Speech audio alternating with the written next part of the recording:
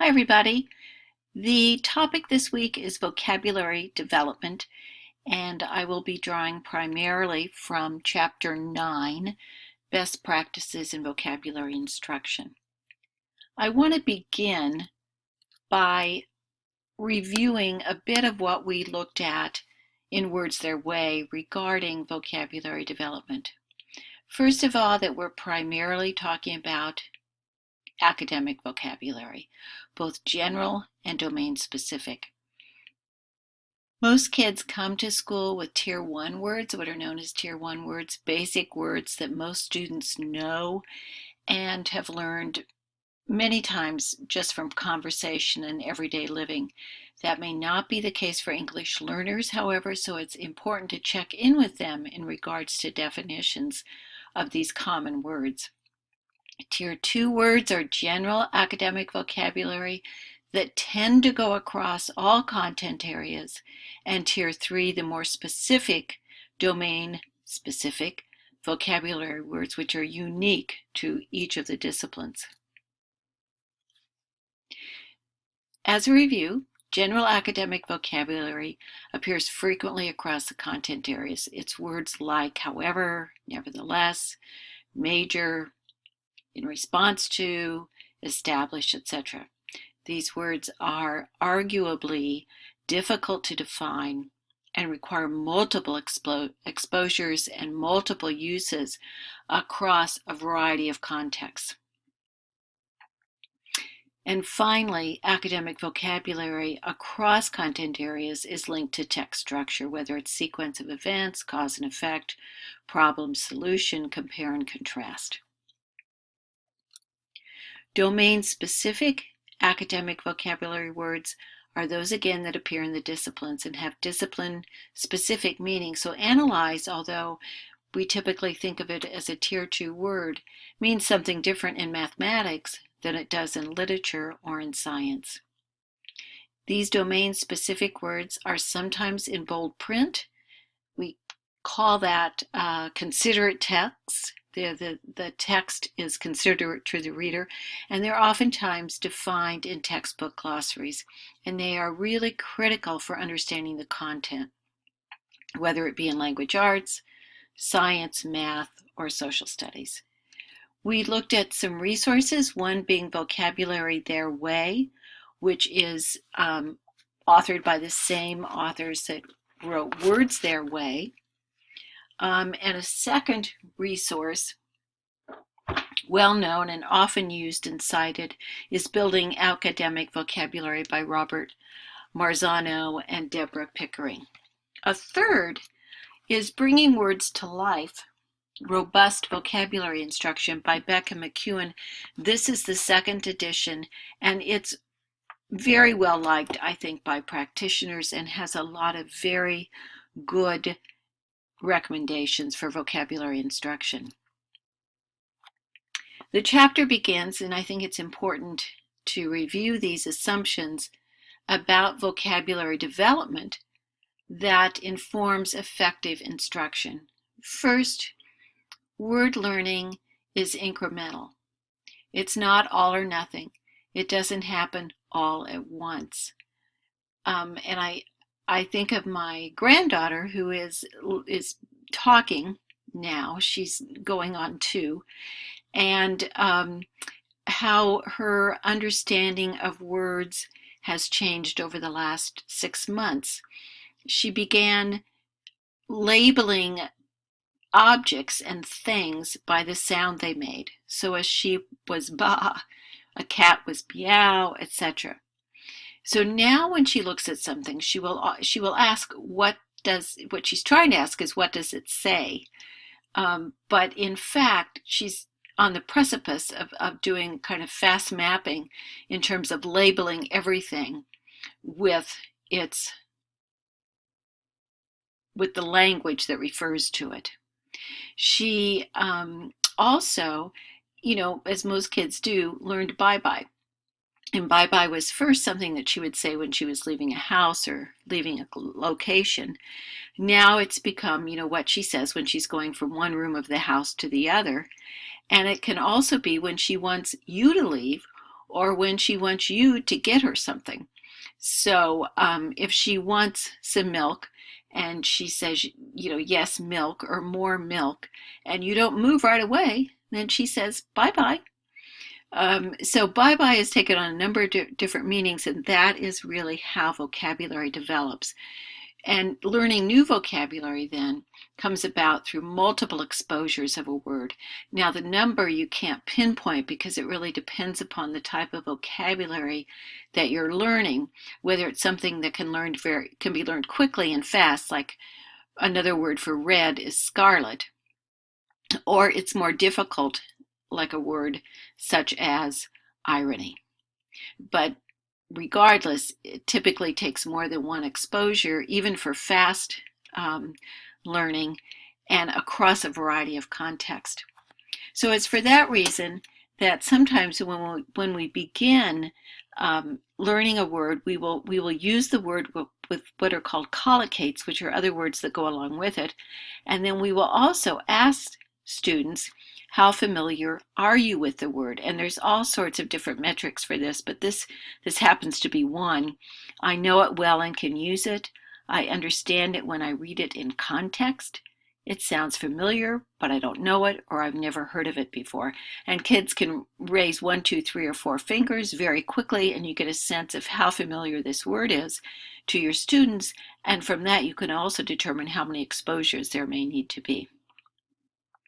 But this idea that it has to be within multiple contexts, it has to be across time and frequently, means that we have to practice. And this is another resource by Marzano, Vocabulary Games for the Classroom. Just like decoding must be practiced, so must vocabulary be practiced, and so it's got to be engaging and fun. But you don't need a book many times. These are 2 examples. You can take a simple board game like bingo and turn it into a vocabulary game. You can take Candyland, turn it into a vocabulary game. You can take checkers and turn it into a vocabulary game. So all sorts of ways to practice these words over and over again is very important. The second research-grounded assumption is that students learn many more words than we can ever teach them. And these are just some of the data. Between kindergarten and grade 12, students learn approximately, and I would say up to 3,000 words per year. By the end of high school, a student may know approximately 45,000 words. How many words are in printed sort of academic English? We think about 88,000. So you can see, given those numbers, that the majority of these words are learned through conversation, the media, or recreational reading. In other words, what we call they're learned incidentally. And so we have to promote incidental vocabulary learning. So 2 assumptions. 1, word learning is incremental, and 2, students learn many more words than we can teach. The organization around which the structure of the chapter flows is this multifaceted, comprehensive vocabulary instruction program, which the authors of the chapter were instrumental in developing. And the chapter and we are going to kind of go clockwise around this graphic, first looking at providing rich and varied language experiences, then teaching individual words, teaching learning strategies, and fostering word consciousness. So how do we provide students with rich and varied language activities? Well, they suggest we flood the classroom with words. And I know you've seen this in classrooms you've been in, where words may be hanging from the ceiling, where words are on all of the bulletin boards, where words are in kids' folders, where words are on the walls in lists and categorized and organized and clustered. So really flooding the classroom environment with words. And I was in 2 math classes at Crenshaw High School over this last month, both of which were filled with math vocabulary. Allow students to self-select words to study. And I really am a believer in personal word banks, personal dictionaries. I know I've shared with you before that the undergraduates I have the distinct pleasure of teaching each fall. One of their requirements is to keep a glossary, and they have to enter 10 words every week, where they came from, their etymology, a definition, and a use. And then we have vocabulary fairs. So recording words and keeping a record of them, I think, is really important. How do you provide rich language experiences? Well, you engage in discussion, or it might better be phrased as you engage in conversations around books. You know, books present more advanced and unfamiliar vocabulary, and so that's why storybooks are the source for academic vocabulary for young children. And books on tape are the source for struggling decoders. So very important. Our work at Hamilton includes books on tape, chapter books on tape that kids are doing some reading of, some following along and listening at home. Very, very important. Very important. And for young children in particular, I would really encourage you to read books multiple times. You can pick a book for the week and you can read it 2 or 3 times. If you're thinking about teaching vocabulary, you can't just do it on the fly. You have to really pick the words, and I ask you to do this in your protocols. You must go through the book, pick the words which are really critical to understanding the story, and then talk about those words. It's scaffolded vocabulary learning. It can't just be glossing over it, giving a definition, and then moving on, but really talking about the word, providing examples, non-examples. We'll come back to this, providing a kid-friendly definition, and talking with, not necessarily to, the students about the words, as well as, of course, the storybook. And then many of us pick up words through reading. But we have to notice words that we understand, where they click, or words that we don't understand, unknown words that clunk. And I mean, I love reading on the iPad because if it's a word I don't know, I look it up right away. But knowing when that word is really, really critical to understanding the text is also important.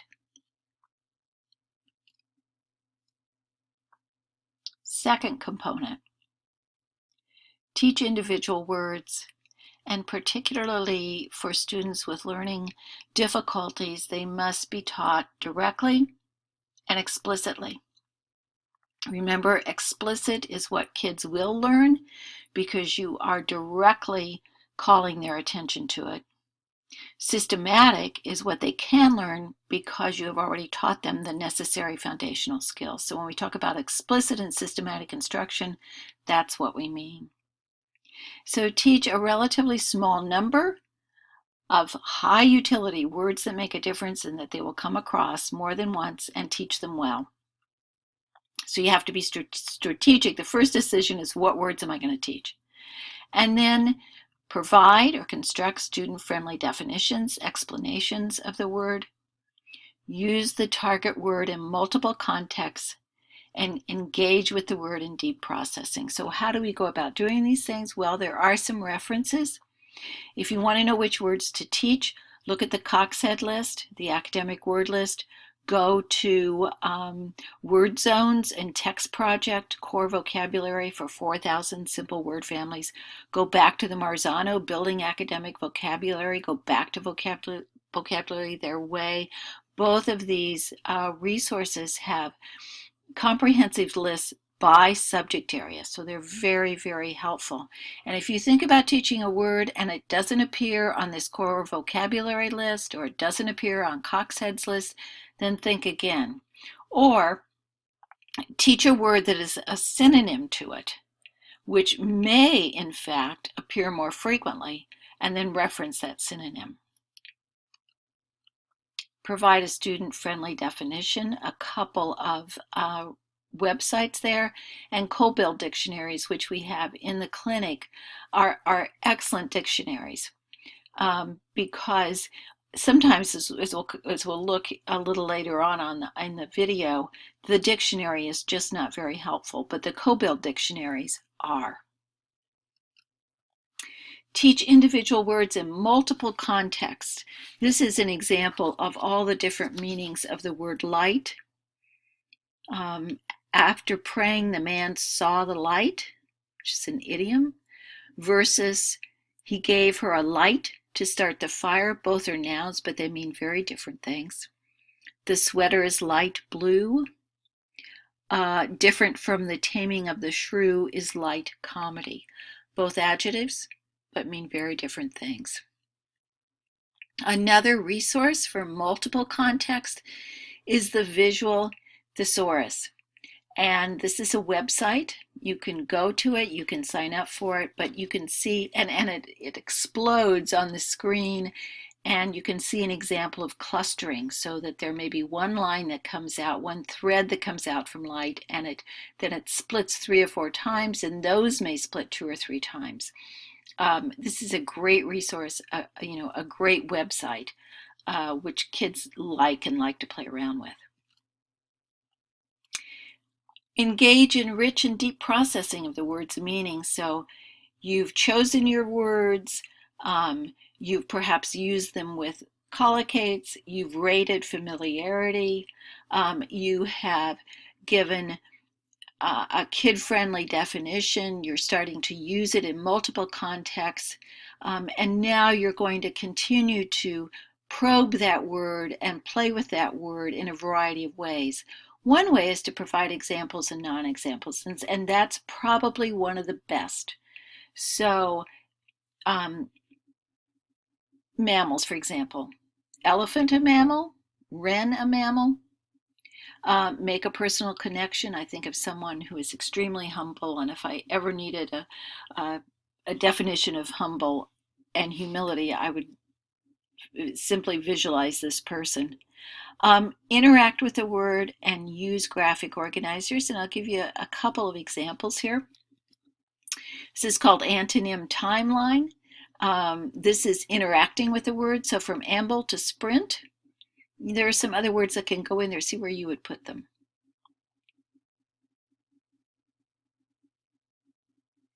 Well, you might or might not have put them like this. You can put these on 3x5 cards, give them to kids, and they have to line themselves up. And the value in this, as is the value in most graphic organizers, is the discussion that accompanies it. Semantic feature analysis has been around for a long time. This is, the more of these elements that are aligned, the closer you are in definition. So, is a feature of strange that it is unknown? Probably. Is a feature of strange that it is unexplained? Probably. Is a feature of strange unfamiliar? Unusual? Old-fashioned? Well, maybe not old-fashioned. And you do that for each of these words, and you make these up, and it encourages that deep processing, so that you might end up with something like this. Strange is all of those things, but not necessarily old-fashioned. The one word there that does denote old-fashioned is quaint. And all 5 of those words have the feature unusual. So this is a way of deep processing of words, and a good activity for kids to engage in. The Fryer model has been around for a while, and very popular, I think, with teachers, and works well. So mammals, use the example before, things they are, live birth, produce milk, things they aren't, lay eggs, babies eat other food, okay, cold-blooded and have gills. People, elephants, whales, and rats are mammals, but fish, birds, snakes, and dinosaurs are not. And that's the Fryer model, which is very popular, and which I feel certain you've seen, with some pictures as well. This is an activity which I like and which I think you might use in the clinic with some of your students, not this specific activity, but an activity like it with some of your students that you think may be having some comprehension problems. So you might consider it. Again, this is deep processing. So here's a list of words. Find the word that is the superordinate category. In other words, what would, if you were going to take all these words and give them a title, which of these words would you use as the title? So I'm going to just take a couple seconds here. You pause the video and come up with the superordinate category.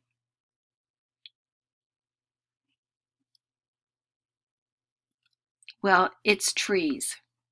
Now, there are 5 subordinate categories. Find those 5 and then find the specific elements that go underneath them. So stop the video, work on it. It takes a while. And then come back to me when you're done.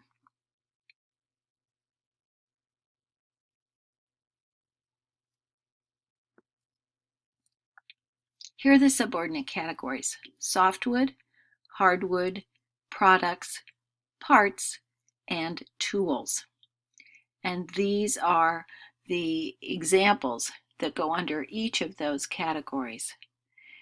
Now, in order to do this, you did a lot of thinking, and this is one of those activities that is well done in a small group, but it does make you think about what do these words mean. The third component is word learning strategies, and by this it means independent word learning strategies, one of which is use of context to determine meaning, which sometimes works and sometimes does not. Using the dictionary, here's an example of where the dictionary has limits: pity, a sympathetic but sometimes contemptuous sadness for another's distress. Well, I don't know what contemptuous means. Feeling of contempt. Contempt means disdain.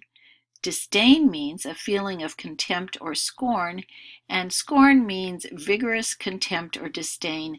And I've just gone around in circles and I don't know anything more about pity than I did at the beginning.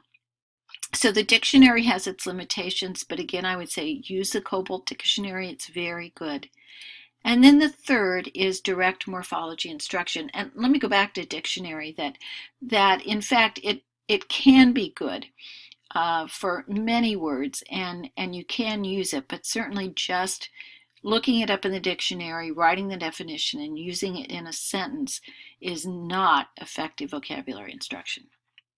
So what about direct morphology instruction? Well, we've talked about this before. It's sort of the topic in the last chapter in Words Their Way, the derivational relations chapter. But there is a relationship between morphological knowledge and reading comprehension, which may be stronger than that obtained between vocabulary and comprehension. Recall, at least half, if not more, of our academic vocabulary is derived from Latin and Greek roots, that you get a lot, you say bang for your buck, of teaching root words and suffixes because they yield 20, perhaps even as many as 30 additional words. And because there are cognates, particularly in the Latin languages, and in our case between English and Spanish, these words that have the same root, these cognates, can help support and narrow the gap for English learners.